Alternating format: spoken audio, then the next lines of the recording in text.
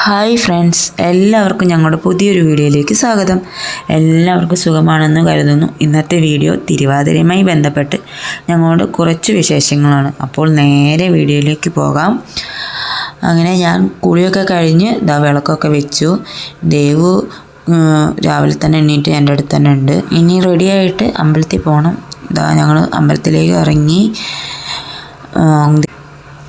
അങ്ങനെ റോഡ് സൈഡിലെത്തിയപ്പോൾ കുറേ പശുക്കൾ മഞ്ഞ കളർ അടിച്ചിട്ട് ഇങ്ങനെ നിൽക്കുന്നത് കണ്ടു. അപ്പോൾ ഏട്ടനാണ് പറഞ്ഞത് നാളെ സംക്രാന്തിൻ്റെ ഭാഗമായിട്ടാണിത് ചെയ്തിട്ടുള്ളതെന്ന്. അങ്ങനെ അമ്പലത്തിലേക്ക് എത്തിയിരിക്കുകയാണ്.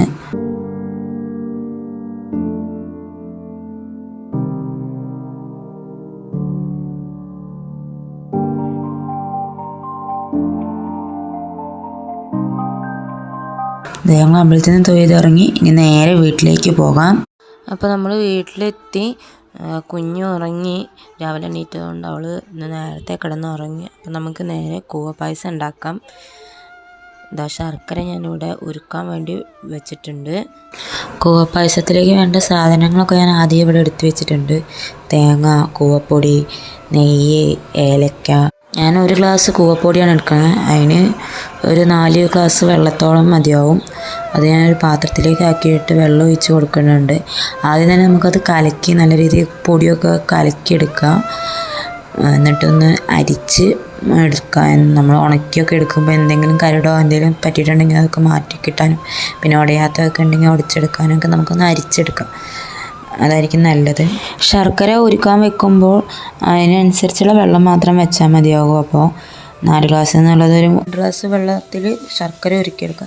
അതിലേക്ക് ഞാൻ തേങ്ങ ഇട്ട് കൊടുക്കുന്നുണ്ട്. എന്നിട്ട് നല്ലോണം മിക്സാക്കുന്നു. ശർക്കര വെള്ളം ഒഴിച്ച് അടുപ്പത്തേക്ക് വെക്കാം. എന്നിട്ട് നല്ലോണം ഇളക്കി കൊടുക്കാം. കൈയെടുക്കാതെ ഇളക്കിക്കൊണ്ടേ ഇരിക്കണം, അല്ലെങ്കിൽ അടി പിടിച്ചുകൊണ്ട് പോകും. ഏലക്ക ഇട്ട് കൊടുക്കാം. നല്ലോണം ഇളക്കിക്കൊണ്ടിരിക്കാം. നമുക്ക് അങ്ങനെ കുറുകി ഒരുവിധം കുറുകി വരും. ഒരു 5 മിനിറ്റോളം മതിയാവും. നല്ല കുറുകി വരും. കുറുകി അതിൻ്റെ കളറൊക്കെ ഇങ്ങനെ മാറി വരും. ശർക്കര അതിലേക്ക് പിടിക്കുമ്പോൾ കളറ് ചെറുതായിട്ടൊന്ന് മാറും. നെയ്യ് ഇട്ട് കൊടുത്ത് നല്ലോണം യോജിപ്പിച്ച ശേഷം നമുക്ക് തീ സിമ്മിലിടാം. എന്നിട്ട് നല്ലോണം ഒന്ന് യോജിപ്പിച്ച ശേഷം തീ ഓഫാക്കാം. നമ്മുടെ കൂവപ്പായസം റെഡിയായി. നമുക്ക് ഏട്ടനും കുഞ്ഞിനും കൊടുക്കാം. ഏട്ടനാണ് കുഞ്ഞിന് വാരി കൊടുക്കുന്നത്. അപ്പോൾ അച്ഛനും മോളും കഴിക്കലൊക്കെ കഴിഞ്ഞ് കളിക്കാൻ തുടങ്ങി. അപ്പോൾ ഞാനും പോയി കഴിക്കട്ടെ. അപ്പോൾ എല്ലാവരുടെയും വീട്ടിലും ഇങ്ങനെ കൂവപ്പായസമൊക്കെ ഉണ്ടാക്കാറുണ്ടോ?